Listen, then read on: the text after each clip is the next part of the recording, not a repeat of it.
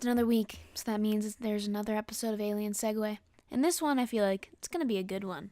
I'm gonna talk about some more deep stuff this time around, which maybe people won't like, but we'll see. I kind of just want to talk about it. I figured that maybe I should include things that do actually make sense, Maybe for once, that'd be great. Just changing things up, Also, this is the first time I'm actually recording it on a Tuesday, because little known fact, I record on Mondays usually, and then I upload on Tuesdays, just because it makes things easier. But I didn't have time yesterday, so here I am. I think we have 20 or so views on the other episodes, which I'm very proud of, and I think we have maybe 3 subscribers, which pretty cool, honestly. I don't think I'll ever get anywhere over that, but that's totally fine. I'm just having a good time, That's how it be. So I guess we'll just jump into the first topic here, and this one is kind of surface level deep. I don't want to choose anything too controversial.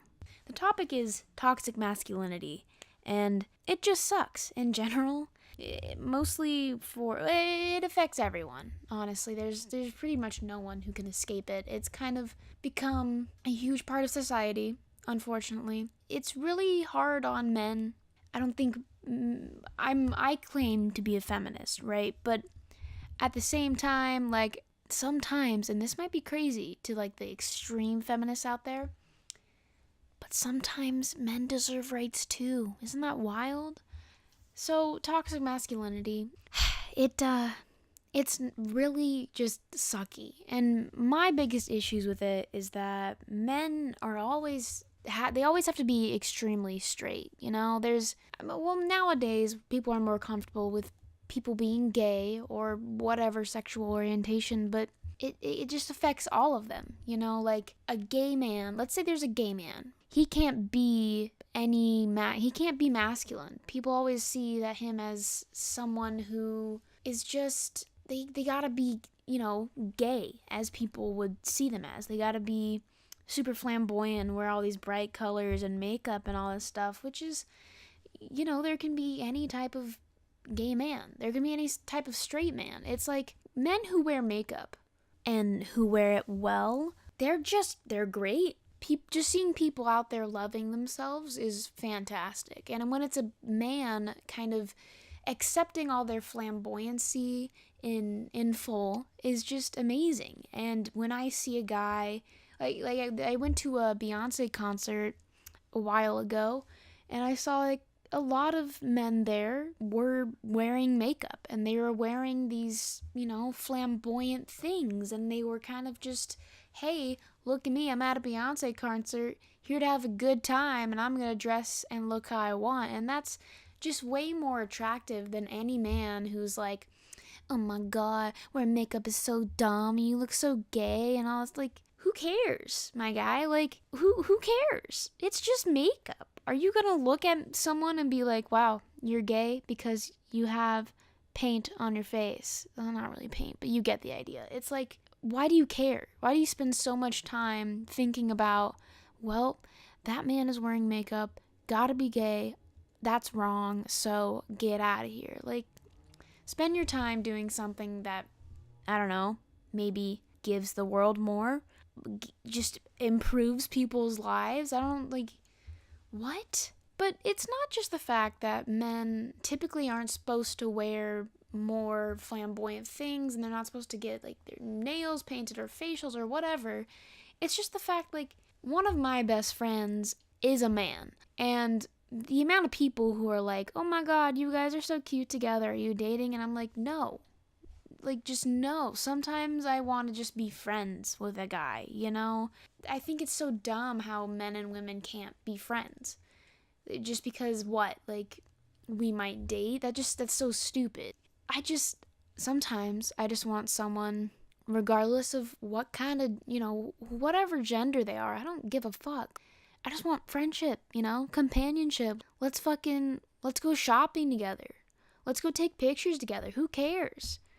But I can't be I'm not supposed to be friends with a guy because then that insinuates that we're dating. The amount of guys who I can't be friends with because people think we're dating is just so, like, it just blows my mind. And when you're a kid, it's fine because, oh my god, kids can't have crushes or, I don't know, can't be attracted to people yet. I mean, that makes sense, but when you're a kid, you're allowed to be friends with guys because there's nothing gonna happen, you're not gonna date. But once you get older, it's like, well, goodbye, all my male friends. If I am friends with you, then obviously we're fucking. Sorry. What? That is so stupid, and it's just dumb in general. What's also stupid is that men can't be emotional. They have to be out of touch with their emotions. And do you know how refreshing it is to talk to a guy who knows who they are and who knows how to treat people and knows how to be in touch with his emotions? It's so rare and it's so just refreshing and it's so nice. Like, because usually of the people who I've had like little things with, I can never talk to them. I can't talk about emotional things because they're always out of touch. They're always like, well, not always, not all of them. I'm generalizing, but you get the idea. It's just like, okay, I'm having a bad day. Can we talk about it? And he's like, okay, great. But then I talk about it and he's like, well, damn, RIP. And it's like, no, I would like advice. I would like some sort of emotional connection. That would be fantastic. But, men aren't supposed to be like that. And I'm not saying that toxic masculinity is why they are out of touch with their emotions. Some of the guys just suck and they just don't have emotions. That's also a thing. But pushing the fact that men can't cry, men can't be romantic, like men can't do this and this is so stupid because you know how it's so exhausting to be emotional. Like, I know as a woman, I'm kind of supposed to be emotional, There's the whole thing of like, ooh, she must be on her period because she's having crazy emotions. And it's a different subject and I don't want to get into it right now, but I have to be super emotional because I'm a woman and we have to be crazy and all this stuff. But men have to be just like a zombie. Like, that doesn't make any sense. If you're gonna choose to, like, have either toxic masculinity or toxic femininity, they don't vibe, okay? You have a rock and then you have, I don't know, a sponge soaking up all those emotions, and then a rock who's just like, ooh, get out of here emotions. Like, those things don't mix.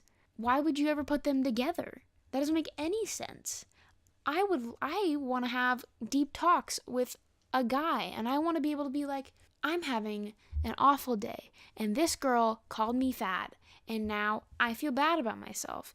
I want a guy to be like, okay, well, she doesn't know anything about you, or stuff like that. Just emotional contact. But men aren't supposed to have that. And then the men who are emotional and who do have those feelings and who do respond in that kind of way, everyone says they're gay. I can't even, it's so hard to understand and to wrap my head around the fact that, what are you gaining out of being like, oh, men should be this way? What is anyone gaining from that?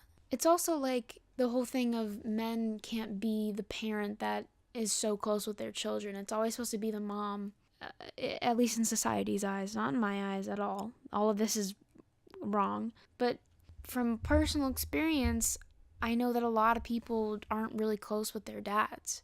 And it's so just dumb. Growing up without a dad is kind of awful. And it's not even that you don't grow up without a dad. It's like you have a dad who's there, but who do you go to for advice? Who do you always go to for like, I'm just such a sucky day? You always go to the mom, or at least you're supposed to. And then you're left with this empty relationship with your dad, but you're supposed to love them anyways. And it's like, what do I love them for? I love them because of our relation. Like, I love seeing a dad who loves their kids and who interacts with them on every level. That makes way more sense to me than a single parent. In every kind of parenting situation, there's always supposed to be one parent, if you think about it. In the eyes of a lot of people, well, not a lot, but you know what I mean, the woman, the mom, should be this kind of this saint for the child. You know, they should provide all of their emotional needs, and the dad can provide money, and he can just, you know, be there as a role model for work, which is just so sad. You're in a marriage and you have a kid, but you feel like a single parent. That doesn't make any sense. It's supposed to be, you know, hey, we had a kid, you made me pregnant, maybe, you know, step up and do something, but society's like, no, men shouldn't do that. And then frowns upon the dads who are that way. And it's like, what the fuck? What? It doesn't make any sense. But on a lighter note, what doesn't make sense to me is how people can like coffee more than tea. Tea is far better in every way. I don't care what you say. Coffee may be a great equalizer for man and women. You know, we drink it, we go to Starbucks, and we all have a good time with our coffee. But tea is always over here just like, I can give you some great health benefits. I can taste good, but you don't ever give me the chance. I know that tea is wet leaves, but coffee is just wet beans. What's the difference? The difference is this. Tea has been around for so long. It has given humans life in every sense. When humans were starting out and they started to have tastes, meaning, we could taste, but like people had their own specific wants and things that they liked. They wanted something that tasted good, you know, and they were like, okay, how do we do this? They found leaves or herbs, and they were like, what if we just throw this shit in a pot and boil it? What's gonna happen? Boom. Tea. Literal tea. Literal tea was made. There are so many types of tea, so many things that can appeal to your specific likes. But with coffee, there's only one type. There's only one kind of bean. Every other kind of bean, it doesn't really taste that difference. They just give you different benefits, quote unquote. And what do you do to make coffee better? To make it taste better?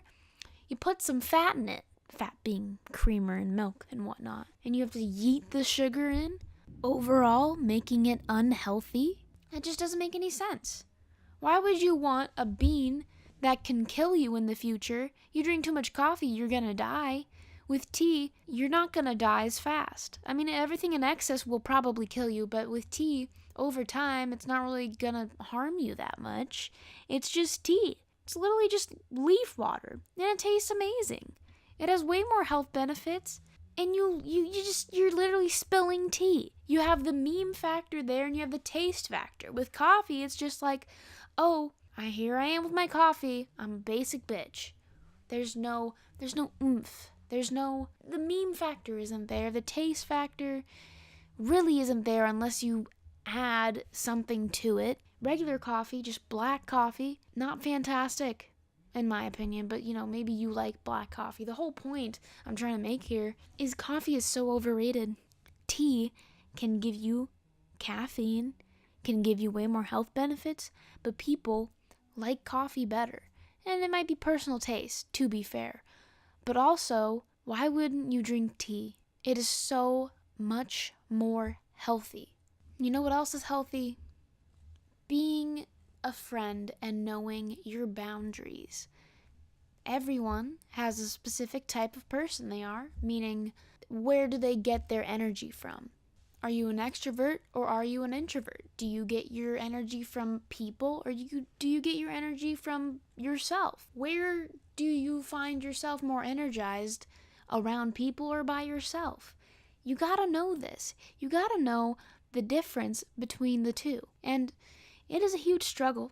It is a struggle being friends with someone who is not the same as you, because pair an extrovert and an introvert, and the extrovert will always want to go out, will want to go hang out with more people, but the introvert doesn't.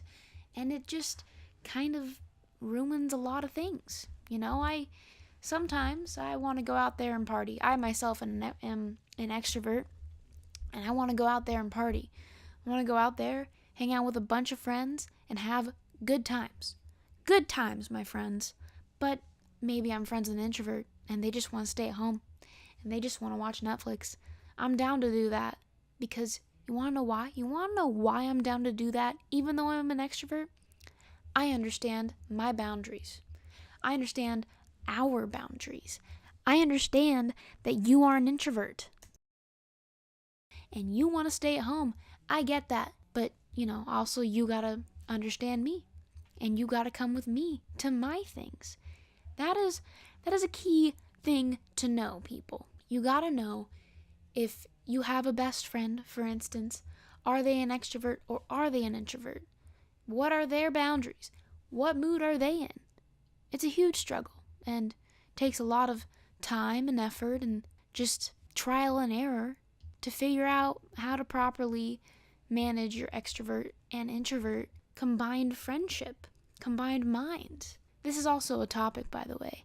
If you couldn't tell, I'm trying to make my podcast more smooth. So I just kind of go in to each little topic. That's why it's called Alien Segue, you guys. The segue means I segue, it's a verb, segue into the other topics. And I want to do it really well, so I'm trying to do that.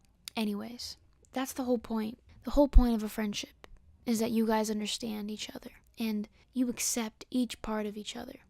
Whether you don't like something about them or they don't like something about you, you still got to accept it because that's them, If they're an extrovert, you got to accept that. If they're an introvert, you got to accept that.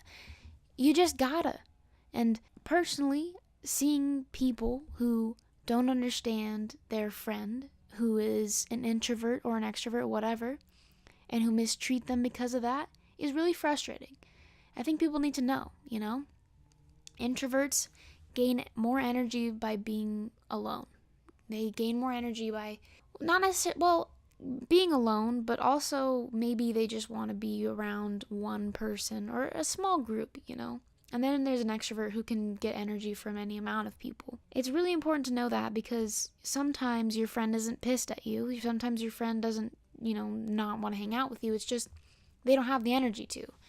And you got to figure out, well, how can we get that energy back, That's how you make those good, crisp friendships, my friends.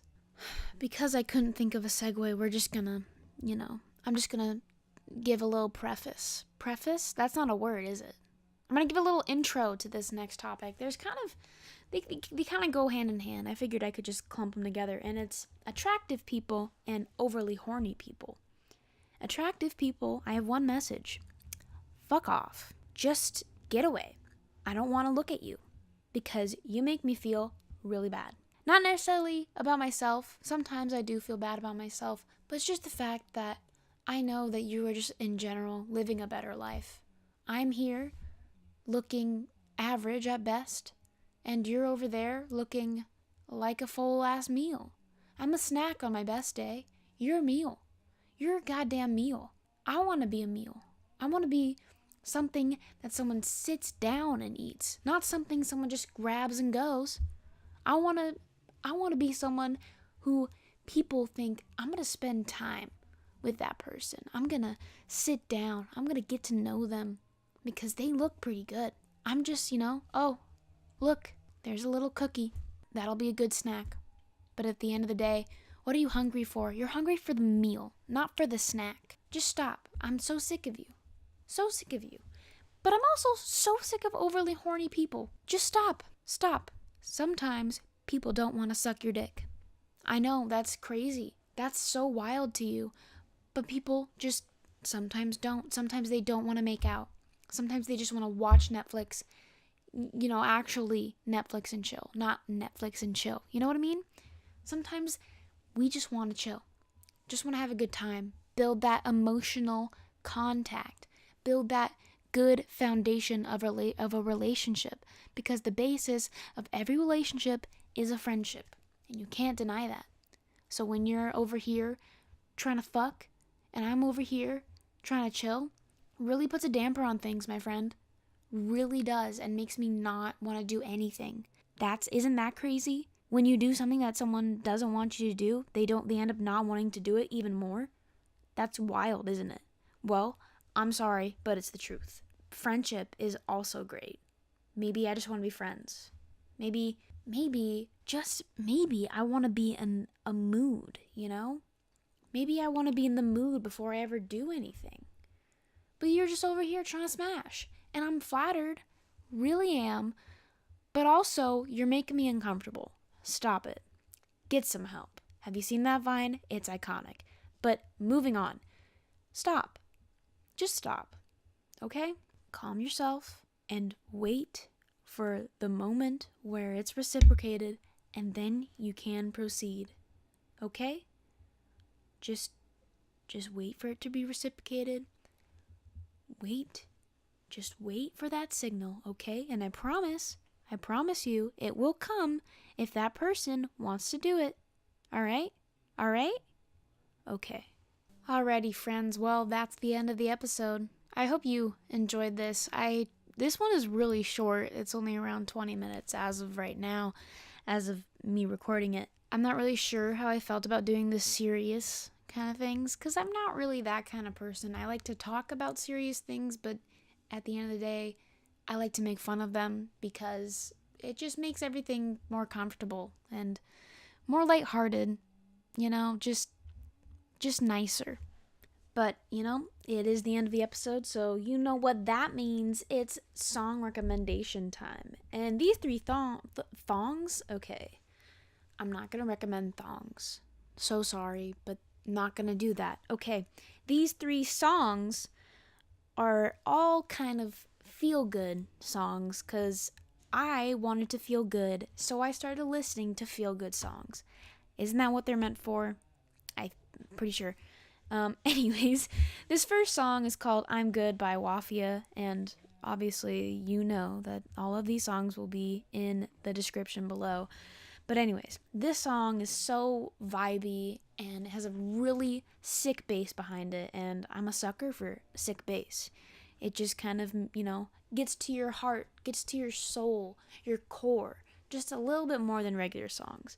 The second song is Crush by Tessa Violet, and I really like the song because it's got like a cute little piano thingy in the back. I don't know what kind of instrument it is. It sounds like a piano, but kind of also doesn't. A synth? I don't know. Anyways, it's really cute, and it kind of it just sounds really cool and has like these little cutoffs in between each note. It's hard to explain. It's so hard to explain music to I don't know. It's just hard to explain it how it sounds. I don't know. Anyways, it's also just a really relatable song because obviously it's about having a crush on someone but not really wanting to be with them. It's a really good song and kind of a mood, Last song is, weirdly enough, a song from like the 80s or whatever. It's C'est la vie. I'm sorry, I don't speak French. I don't know how to properly say it.